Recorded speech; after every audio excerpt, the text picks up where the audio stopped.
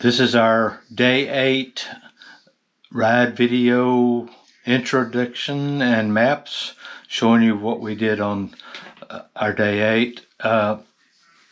We had driven almost all day long the day before on pavement to get to Clark Fork and hopefully beat the rain, get away from the rain, but it followed us. Soon after we got to Clark Fork, it started drizzling rained all night long.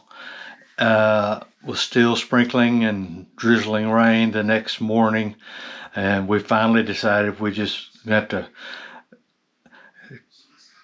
get our rain gear on that we had, what little bit we did have, because we left our main rain suits back in our pickup and mountain home, where we dropped our bikes onto the ground, loaded them up, and rode all the way up the BDR where we could.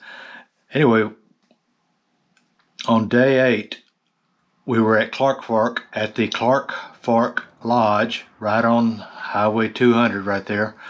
And because it had rained all night long, we decided not to ride the dirt sections because it probably would be muddy and nasty and impassable maybe.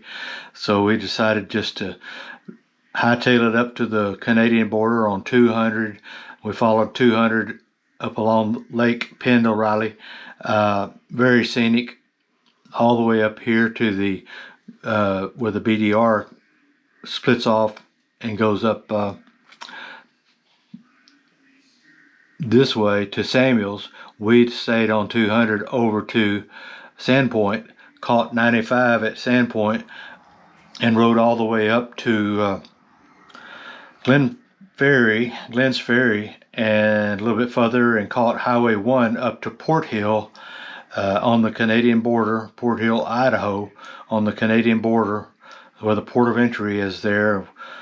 Took the required videos and pictures to prove we were there to ourselves and our viewers, even though we rode pavement all the way up there in the rain, sometimes extremely heavy. And Ron and I got separated at Sandpoint when we got on 95. I got caught by a red light, and Ron didn't realize it.